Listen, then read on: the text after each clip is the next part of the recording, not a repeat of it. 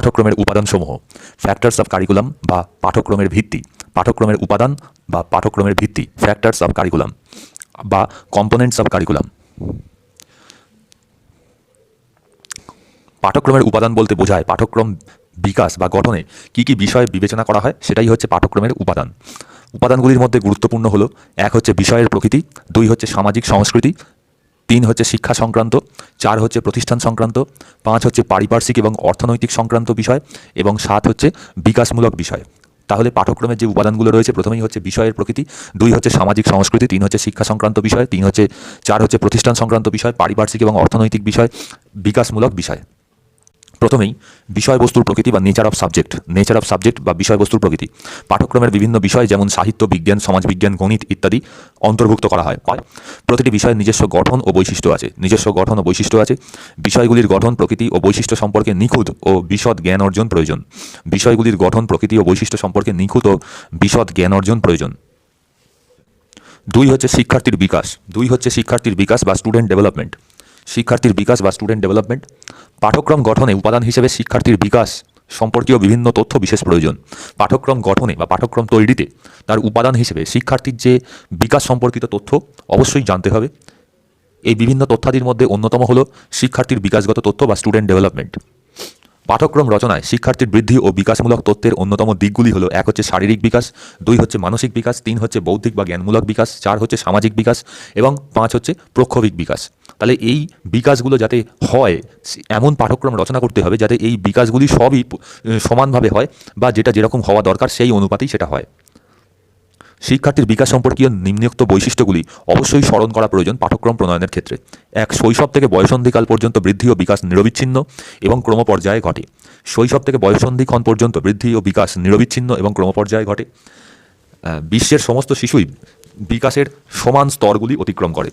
যদিও তাদের মধ্যে ব্যক্তিগত পার্থক্য আছে, কিন্তু সমস্ত শিশুদেরই বিকাশের স্তরগুলি একই রকম, অর্থাৎ প্রতিটা স্তর তারা ধাপে ধাপে একটার পর একটা অতিক্রম করে। এমন হতেই পারে কারোর আগে হয়, কারোর পরে সেই স্তরটা আসে, কিন্তু প্রত্যেকটা স্তর পরপর ক্রমান্বয়ে তারা ধাপ অতিক্রম করে। 3 হচ্ছে বিভিন্ন দিকের বিকাশ পরস্পর নির্ভরশীল। বিভিন্ন যে বিকাশ একটার সঙ্গে আরেকটা হচ্ছে পরস্পর নির্ভরশীল। 4 হচ্ছে কোনো বিষয় শিখন বা অভিজ্ঞতা অর্জনের জন্য ন্যূনতম পরিণমনের প্রয়োজন। শিখনের হার পরিণমনের স্তরের উপর নির্ভরশীল বা বলা যেতে পারে বয়সের ওপর নির্ভরশীল। অর্থাৎ এমনভাবে পাঠ্যক্রম প্রণয়ন করতে হবে যে বিকাশটা যে সময় হওয়া দরকার বা যে ধারণাটা যে সময় হওয়া দরকার সেই বয়সেই যেন পাঠ্যক্রমে ওই বিষয়টা থাকে, সেইটা লক্ষ্য রাখতে হবে। 3 হচ্ছে সামাজিক বিষয় বা সোশ্যাল অ্যাসপেক্ট। পাঠ্যক্রমের সামাজিক বিষয় হচ্ছে যে সামাজিক রীতিনীতি, সমাজের ঐতিহ্য, মূল্যবোধ, আচার আচরণ, বিশ্বাস, রীতিনীতি, প্রথা, সংস্কার এগুলি শিক্ষার্থীদের শেখাতে হবে। একটি উত্তম পাঠ্যক্রমে সামাজিক ব্যবস্থা সমূহকে সমন্বিত করে সামাজিক গোষ্ঠীর জীবনযাত্রার যে মান সেটাকে উন্নত করে। সামাজিক গোষ্ঠীর জীবনযাত্রার মান উন্নত হবে। পাঠ্যক্রমে কি থাকবে, চালু পাঠ্যক্রমে নতুন কি সংযোজিত হবে না বাতিল হবে, সেগুলো সবই সামাজিক শক্তির ওপর প্রভাব বিস্তার করে। অর্থাৎ শিশুর সামাজিকীকরণ করতে হবে। তো সেই বিষয়টা পাঠ্যক্রম প্রণয়নের সময় মনে রাখতে হবে। আর্থিক বিষয় বা ইকোনমিক অ্যাসপেক্ট 4 নম্বর। পাঠ্যক্রমের ব্যবহারযোগ্যতা বিচারে আর্থিক বিষয়ের গুরুত্ব খুবই বেশি। পাঠ্যক্রম কার্যকারীকরণ বিভিন্ন শর্তের উপর নির্ভরশীল, যেমন হচ্ছে 1 অনুকূল পরিবেশ, শিক্ষা উপকরণের যথেষ্ট সরবরাহ, প্রশিক্ষণপ্রাপ্ত শিক্ষক নিয়োগ ইত্যাদি। এই সমস্ত শর্তাবলী পূরণের জন্য যথেষ্ট আর্থিক সংস্থান দরকার। সরকার, কমিউনিটি, অন্যান্য প্রতিষ্ঠান এই অর্থের যোগান দেয়। পাঠ্যক্রম প্রণেতাগণ পাঠ্যক্রমে কী ধরনের শিখন অভিজ্ঞতাসমূহ অন্তর্ভুক্ত করতে তারা সচেষ্ট তা নির্দিষ্টকরণ করার আগে আর্থিক সংস্থানের ওপর বিশেষ নজর রাখেন। এটা মাথায় রাখতে হবে। শিক্ষা ব্যবস্থা কার্যকরীকরণে সরকার আর্থিক সাহায্য করলে কমিউনিটিকেও শিক্ষার ব্যয়ের কথা চিন্তা করতে হয়। তাদেরকে আর্থিক সংস্থানে সক্রিয় হতে হবে। তাই কোনো পাঠ্যক্রম প্রস্তাবনায় কমিউনিটির আর্থিক ক্ষমতা অবশ্যই বিবেচনার প্রয়োজন। পাঠ্যক্রম প্রণেতাগণ 4টি দিক দিয়ে আর্থিক উপাদানকে বিবেচনা করেন, যেমন প্রাথমিক ব্যয়, রক্ষণাবেক্ষণের জন্য ব্যয়, পরিপূরক ব্যয় এবং ব্যক্তিগত ব্যয়। প্রাথমিক ব্যয়, রক্ষণাবেক্ষণের জন্য ব্যয়, পরিপূরক ব্যয় এবং ব্যক্তিগত ব্যয়। যেমন একটি কম্পিউটার পাঠ্যক্রমের জন্য প্রাথমিক খরচ হলো কম্পিউটার কেনা, কম্পিউটার চালু রাখার জন্য রক্ষণাবেক্ষণের জন্য ব্যয় করা। পরিপূরক ব্যয় বলতে বোঝায় বিদ্যুতের জন্য ব্যয়। এবং ব্যক্তিগত ব্যয় হলো কম্পিউটার অভিজ্ঞ শিক্ষকের জন্য ব্যয়। ব্যক্তিগত ব্যয় হলো কম্পিউটার জানা বা কম্পিউটার প্রশিক্ষণপ্রাপ্ত শিক্ষকের জন্য ব্যয়। তো পরিবেশগত বিষয় বা এনভায়রনমেন্টাল অ্যাসপেক্ট। এখানে পরিবেশ বলতে বোঝায় ব্যক্তি, প্রতিষ্ঠান, কমিউনিটি, প্রাকৃতিক ও সামাজিক পরিবেশ। স্বাভাবিক পরিবেশও হতে পারে, মনুষ্য সৃষ্টিও হতে পারে। মানবজাতির অস্তিত্ব ও বিকাশ নির্ভর করে সুষ্ঠু পরিকল্পনা, প্রাথমিক সম্পদের ব্যবহারের মাধ্যমে। প্রাথমিক পরিবেশ ও সম্পদের ব্যবহারের ওপর।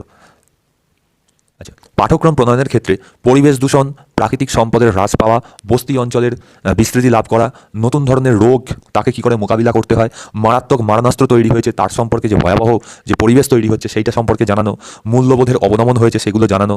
তো এইগুলো যেন পাঠ্যক্রমের মধ্যে স্থান পায়। অর্থাৎ পরিবেশগত যত বিষয়, যেমন হচ্ছে পরিবেশ দূষণ, প্রাকৃতিক সম্পদের হ্রাস, বস্তি অঞ্চল বিস্তৃতি লাভ করেছে, মরুভূমির বিস্তৃতি লাভ করেছে, নতুন ধরনের রোগ দেখা দিয়েছে, মারণাস্ত্র প্রয়োগের ব্যবহার বেড়েছে, মূল্যবোধের অবনমন হয়েছে, এইগুলো কিন্তু দেখা দরকার। পাঠ্যক্রম রচয়িতাগণ বিজ্ঞান ও প্রযুক্তির উন্নতির কথা যেমন পাঠ্যক্রমে অন্তর্ভুক্ত করবেন, তেমনি বিজ্ঞানের যে ক্ষতিকর দিকটি সেটিও কিন্তু পাঠ্যক্রমে উল্লিখিত থাকবে। পাঠ্যক্রমের অন্যতম দায়িত্ব হলো পরিবেশকে মানুষের কল্যাণের কাজে লাগানো। প্রকৃতিবিজ্ঞান, সমাজবিজ্ঞান, সাহিত্য, জ্ঞান ও দক্ষতা পাঠ্যক্রমের এই উদ্দেশ্য পূরণে সাহায্য করে। প্রাতিষ্ঠানিক বিষয় বা ইনস্টিটিউশনাল অ্যাসপেক্ট। প্রাতিষ্ঠানিক বিষয় বা ইনস্টিটিউশনাল অ্যাসপেক্ট। প্রতিষ্ঠানের পাঠ্যক্রম প্রস্তুতকালে পাঠ্যক্রমের প্রণেতাগণ প্রতিষ্ঠান সংক্রান্ত বিষয়ের উপর বিশেষ গুরুত্ব আরোপ করবেন। পাঠ্যক্রম রচনার নীতি বা প্রিন্সিপাল অফ কারিকুলাম কনস্ট্রাকশন। পাঠ্যক্রম রচনার নীতি বা প্রিন্সিপাল অফ কারিকুলাম কনস্ট্রাকশন। পাঠ্যক্রম প্রণয়ন হচ্ছে বিশেষজ্ঞদের কাজ। পাঠ্যক্রমের উদ্দেশ্য কী হবে, কী ধরনের বিষয় এবং শিখন অভিজ্ঞতা চয়ন করা হবে, তাদের বিন্যাস কী হবে, পাঠ্যক্রমকে কীভাবে বাস্তবায়িত করা হবে, এগুলি সবই সুচিন্তিত সিদ্ধান্ত গ্রহণ করা প্রয়োজন। পাঠ্যক্রম প্রণয়নের যে স্তরগুলি রয়েছে সেগুলি হলো: 1. শিক্ষার চাহিদা নির্ধারণ। 2 হচ্ছে উদ্দেশ্য নির্দিষ্টকরণ। 3 হচ্ছে বিষয় নির্বাচন ও বিন্যাসকরণ। 4 হচ্ছে পাঠ্যক্রমের প্রয়োগ এবং পাঠ্যক্রমকে ক্রিয়াশীল করা। 4 হচ্ছে পাঠ্যক্রমের প্রয়োগ বা পাঠ্যক্রমকে ক্রিয়াশীল করা। আর 5 হচ্ছে মূল্যায়ন। তাহলে শিক্ষার চাহিদা নির্ধারণ, 2 উদ্দেশ্য নির্দিষ্টকরণ, 3 হচ্ছে বিষয় নির্বাচন ও বিন্যাসকরণ, 4 হচ্ছে পাঠ্যক্রমের প্রয়োগ বা পাঠ্যক্রমকে ক্রিয়াশীল করা, আর 5 হচ্ছে মূল্যায়ন। তাহলে প্রথম হচ্ছে শিক্ষার চাহিদা নির্ধারণ, অ্যাসেসমেন্ট অফ এডুকেশনাল নিডস। শিক্ষার চাহিদার মূল্যায়ন বা শিক্ষার চাহিদার নির্ধারণ, অ্যাসেসমেন্ট অফ এডুকেশনাল নিডস। আচরণের পরিবর্তন করার জন্যই পাঠ্যক্রম রচনা করা হয়।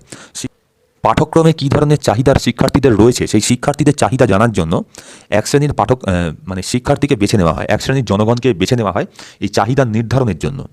এদেরকে বলা হয় টার্গেট দল। টার্গেট দলের চাহিদা নির্দিষ্টকরণের দুটি উপায় আছে। এক হচ্ছে শিক্ষাগত চাহিদা নিরূপণের জন্য বিশেষভাবে সার্ভে করা এবং সেই স্থানে গিয়ে টার্গেট দলের জন্য কী ধরনের শিক্ষা প্রয়োজন তা জানা প্রয়োজন। তাহলে এক হচ্ছে সার্ভে করা।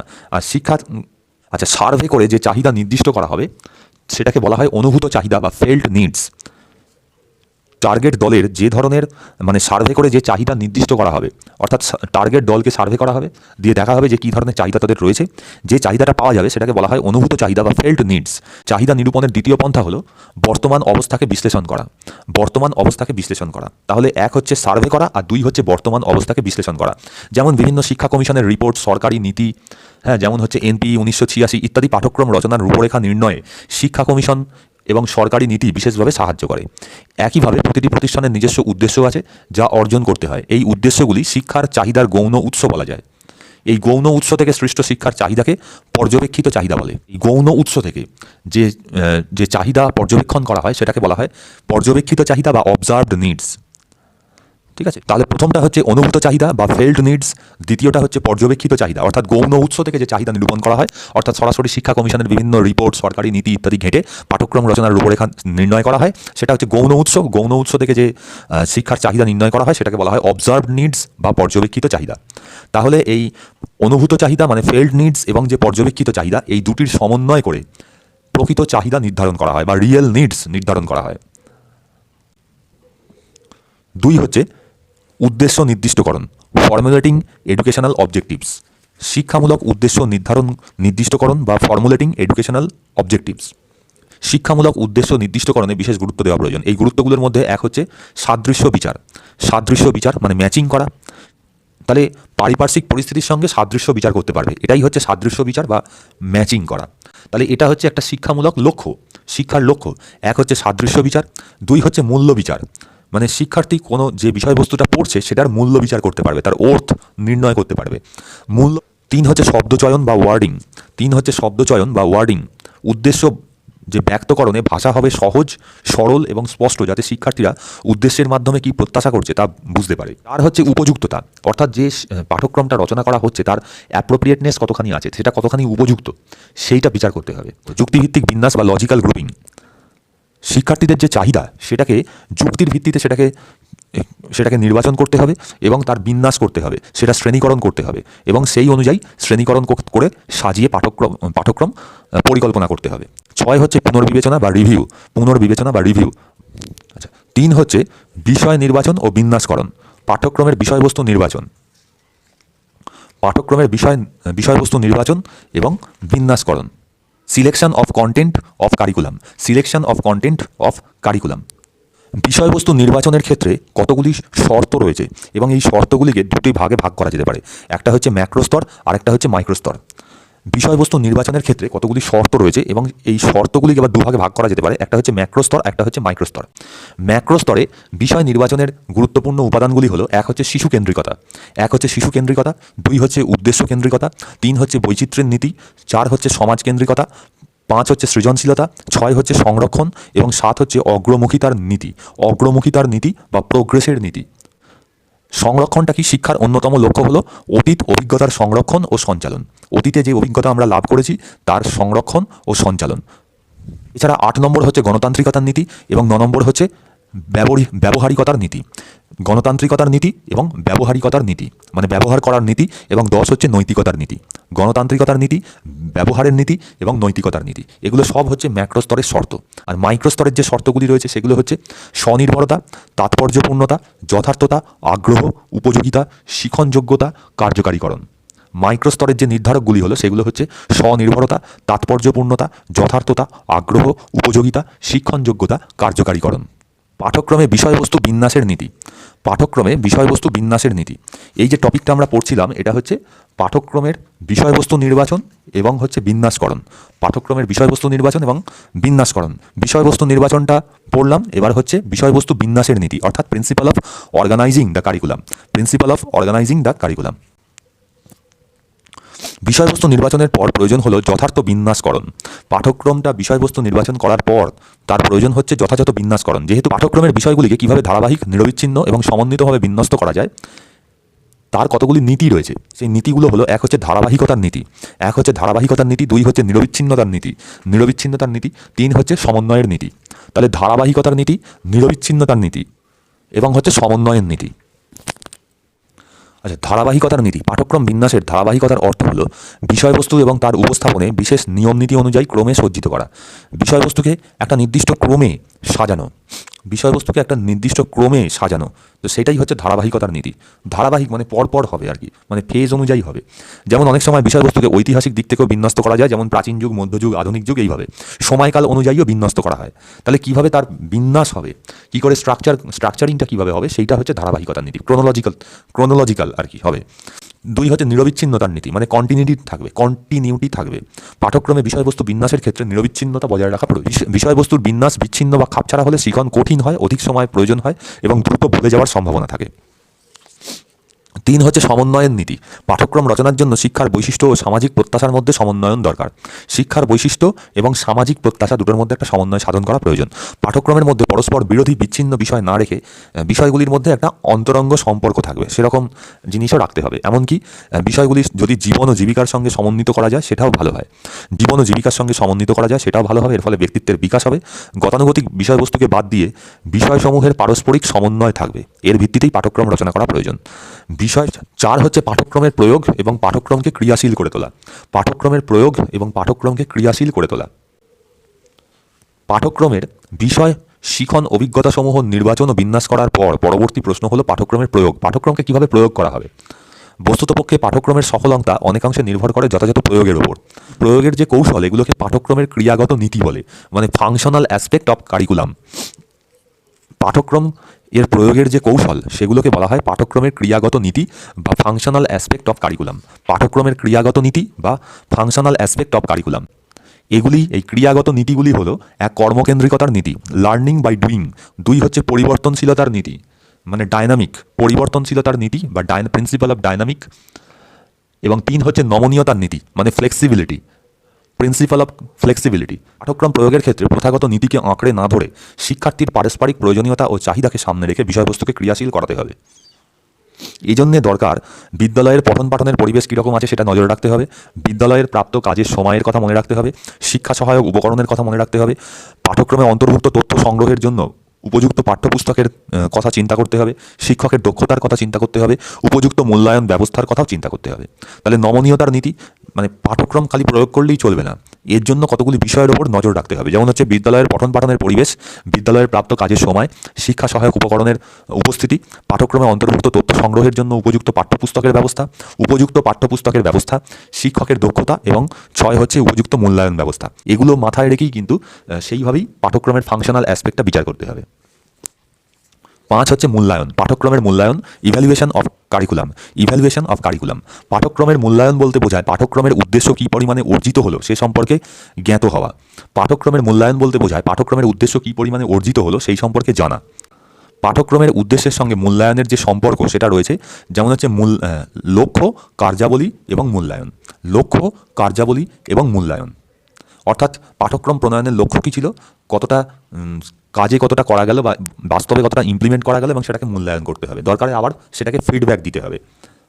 পাঠ্যক্রমের মূল্যায়ন করার জন্য 2 ধরনের মূল্যায়নের ব্যবস্থা করা যেতে পারে, একটা হচ্ছে শিক্ষার্থীর মূল্যায়ন আর 2 হচ্ছে পাঠ্যক্রমের মূল্যায়ন। পাঠ্যক্রমের মূল্যায়নের জন্য 2 ধরনের মূল্যায়ন করা যেতে পারে, এক হচ্ছে শিক্ষার্থীর মূল্যায়ন, 2 হচ্ছে পাঠ্যক্রমের মূল্যায়ন। যারা পাঠ্যক্রম প্রস্তুত করছে তাদের উচিত যারা পাঠ্যক্রমটা ব্যবহার করছে তাদের কাছ থেকে নিয়মিত ফিডব্যাক সংগ্রহ করা। শিক্ষার্থীর মূল্যায়ন, শিক্ষার্থীর মূল্যায়ন হচ্ছে শিক্ষার্থীর মূল্যায়নের লক্ষ্য হলো পাঠ্যক্রমের সঙ্গে শিক্ষার্থীর মিথস্ক্রিয়ার ফলে শিক্ষার্থীর আচরণে কী পরিমাণ পরিবর্তন হয়েছে সেটাকে পরিমাপ করা দরকার। তাহলে পাঠ্যক্রম প্রণয়নের পর শিক্ষার্থীর আচরণের পরিবর্তনটা সঠিক হচ্ছে কিনা, যে উদ্দেশ্যে পাঠ্যক্রমটা রচনা করা হয়েছে সেই কাম্য সামর্থ্য শিখন সামর্থ্যে শিক্ষার্থীরা পৌঁছেছে কিনা সেইটাই দেখতে হবে। এর জন্য মৌখিক, লিখিত, ব্যবহারিক পরীক্ষা দরকার। শিক্ষণ প্রক্রিয়ার মধ্যে প্রতিক্রিয়া, বিভিন্ন পরিস্থিতিতে আলোচনা ইত্যাদি, এছাড়া assignment, project, report, term paper ইত্যাদি ব্যবস্থা করা যেতে পারে। আর পাঠ্যক্রমের মূল্যায়ন হলো পাঠ্যক্রমের বিভিন্ন অংশের মূল্যায়ন করা, যেমন উদ্দেশ্যের মূল্যায়ন করা, বিষয়বস্তু নির্বাচনের মূল্যায়ন করা, শিখন অভিজ্ঞতা নির্দিষ্টকরণের মূল্যায়ন করা, পাঠ্যক্রম বিন্যাসের মূল্যায়ন করা, পাঠ্যক্রম উপস্থাপনের মূল্যায়ন করা। এর উদ্দেশ্য হলো এই মূল্যায়নের সাহায্যে তথ্য এবং ফিডব্যাক সংগ্রহ করে পাঠ্যক্রমের বিভিন্ন অংশগুলির মধ্যে প্রয়োজন মতো পরিবর্তন করা। এই ফিডব্যাক সংগ্রহের পর যেখানে ভুল হয়েছে, পাঠ্যক্রমের যে অংশে ভুল হয়েছে সেইখানে সেটাকে তার ত্রুটিটাকে সংশোধন করতে হবে। পাঠ্যক্রম মূল্যায়নের মূল লক্ষ্য। পাঠ্যক্রম মূল্যায়নের মূল লক্ষ্য: 1. পাঠ্যক্রম রচনা বা নির্মাণ কার্যক্রম বা কর্মসূচির প্রতিটি ধাপ সঠিক ও ধারাবাহিকভাবে অগ্রসর হচ্ছে কিনা সেটা নিরূপণ করা। পাঠ্যক্রম রচনা বা নির্মাণ কার্যক্রম বা কর্মসূচির প্রতিটি ধাপ সঠিক বা ধারাবাহিকভাবে অগ্রসর হচ্ছে কিনা তা নিরূপণ করা। 2 হচ্ছে প্রচলিত পাঠ্যক্রম শিক্ষার্থী, অভিভাবক ও সমাজের চাহিদা পূরণে কতটুকু সহায়ক সেটা জানা। প্রচলিত পাঠ্যক্রম শিক্ষার্থী, অভিভাবক ও সমাজের চাহিদা পূরণে কতটুকু সহায়ক তা জানা। 3 হচ্ছে পাঠ্যক্রমের সবল দিক মানে ভালো দিক মানে স্ট্রং পয়েন্ট এবং মন্দ দিক বা দুর্বলতার দিকগুলো, উইকনেসগুলো চিহ্নিত করে পাঠ্যক্রমের সংস্কার ও উন্নতি ঘটানো। পাঠ্যক্রম মূল্যায়নের সময় কতগুলি বিষয়ের উপর আলোকপাত করা হয়। পাঠ্যক্রম মূল্যায়নের এই বিবেচ্য বিষয়গুলি হলো: 1 হচ্ছে পাঠ্যক্রমের উদ্দেশ্য। আচ্ছা, পাঠ্যক্রম মূল্যায়নের সময় পাঠ্যক্রম প্রণয়নের যে প্রত্যেকটি দিক রয়েছে, প্রত্যেকটি ধাপ রয়েছে, সেগুলোরও মূল্যায়ন করা হয়। কাজেই পাঠ্যক্রম মূল্যায়নের জন্য পাঠ্যক্রম রচনার প্রত্যেকটি ধাপেরও মূল্যায়ন করা হয় এবং সেগুলোই নিচে বর্ণনা করা হলো। পাঠ্যক্রমের উদ্দেশ্যের মূল্যায়ন। পাঠ্যক্রমের উদ্দেশ্যের মূল্যায়ন: শিক্ষার্থীর যে স্তরের জন্য উদ্দেশ্যগুলি নির্ধারিত হয়েছে সেগুলি কি তাদের জন্য উপযুক্ত? যে বয়সের শিক্ষার্থীর জন্য এই উদ্দেশ্যগুলো নির্ধারিত হয়েছে সেগুলি কি তাদের জন্য উপযুক্ত? 2 হচ্ছে পাঠ্যক্রমের উদ্দেশ্যগুলি শিক্ষার লক্ষ্য ও উদ্দেশ্যের সঙ্গে সম্পর্কযুক্ত কি? পাঠ্যক্রমের উদ্দেশ্যগুলি শিক্ষার লক্ষ্য ও উদ্দেশ্যের সঙ্গে সম্পর্কযুক্ত। উদ্দেশ্যগুলির মধ্যে ধারাবাহিকতা বজায় রয়েছে বা এগুলোর মধ্যে একটা লজিক রয়েছে, যুক্তিপূর্ণতা রক্ষিত হয়েছে কি? শিক্ষার্থী ও সমাজের চাহিদা, কৃষ্টিমূলক বৈশিষ্ট্যের ভিত্তিতে উদ্দেশ্যগুলি নির্ধারণ করা হয়েছে কি? সমাজের চাহিদা ও কৃষ্টিমূলক বৈশিষ্ট্যের ভিত্তিতে এগুলি নির্ধারণ করা হয়েছে। যে উদ্দেশ্যে পাঠ্যক্রমটি রচিত ও প্রবর্তিত থাকছে সেই উদ্দেশ্য কতটা অর্জিত হয়েছে। 2 হচ্ছে পাঠ্যক্রমের বিষয়বস্তু। বিষয়বস্তু পাঠ্যক্রমের উদ্দেশ্যের সঙ্গে সঙ্গতিপূর্ণ কি? বিষয়বস্তুর কাঠিন্যমান শিক্ষার্থীর সামর্থ্য, বয়স, পরিণমন স্তরের সঙ্গে সামঞ্জস্যপূর্ণ কি? বিষয়বস্তুর কাঠিন্যমান শিক্ষার্থীর সামর্থ্য, বয়স ও পরিণমন স্তরের সঙ্গে সামঞ্জস্যপূর্ণ কি? অতিরিক্ত বিষয়ের ভারে পাঠ্যক্রম ভারাক্রান্ত কি? অতিরিক্ত বিষয়ের ভারে পাঠ্যক্রম ভারাক্রান্ত কি মানে কারিকুলাম লোড কি খুব বেশি হয়ে গেছে? গ্রহণযোগ্যতা পাঠ্যক্রমটি গ্রহণযোগ্য কি? পাঠ্যক্রমটি ব্যবহারযোগ্য কি? পাঠ্যক্রমটি গ্রহণযোগ্য কি? পাঠ্যক্রমটি ব্যবহারযোগ্য কি? পাঠ্যক্রমে কোনো পরিবর্তন আনা প্রয়োজন কি? আর পাঠ্যক্রমটি বাস্তবসম্মত কি না? এগুলি বিবেচনা করতে হয়। পাঠক্রমের মূল্যায়ন, নির্বাচিত মূল্যায়ন কৌশলটি কি যথাযথ? নির্বাচিত মূল্যায়ন কৌশলটি কি যথাযথ? আচ্ছা, পাঠক্রম মূল্যায়নের শ্রেণীবিভাগ। পাঠক্রম মূল্যায়নের মূলত 3 ধরনের শ্রেণীবিভাগ রয়েছে, যেমন এক হচ্ছে গঠনমূলক মূল্যায়ন, 2 হচ্ছে সামগ্রিক মূল্যায়ন, আর 3 হচ্ছে তুলনামূলক পদ্ধতি। তুলনামূলক পদ্ধতি মানে কম্প্যারেটিভ স্টাডি। কম্প্যারেটিভ স্টাডিটা কি না, বিভিন্ন দেশ এবং বিভিন্ন জায়গায় যদি একই আইডেন্টিক্যাল পরিবেশের যদি সৃষ্টি হয়, মানে দেখা যায় যে শিক্ষার্থী মানে সমান পরিবেশের যদি সৃষ্টি হয়, তাহলে একটি সিলেবাসের সঙ্গে অন্য একটি সিলেবাসের তুলনা করা হয়। এটাই হচ্ছে তুলনামূলক পদ্ধতি। মূলত উচ্চশিক্ষার ক্ষেত্রে, কারিগরি শিক্ষার ক্ষেত্রে বা RCI এর যে শিক্ষার রয়েছে সেগুলোর ক্ষেত্রে তুলনামূলক পদ্ধতিতে শিক্ষা মানে কারিকুলাম ইভ্যালুয়েশন করা হয়। এছাড়াও রয়েছে গঠনমূলক মূল্যায়ন বা ফরম্যাটিভ ইভ্যালুয়েশন, আর হচ্ছে সামগ্রিক বা চূড়ান্ত মূল্যায়ন সামেটিভ ইভ্যালুয়েশন।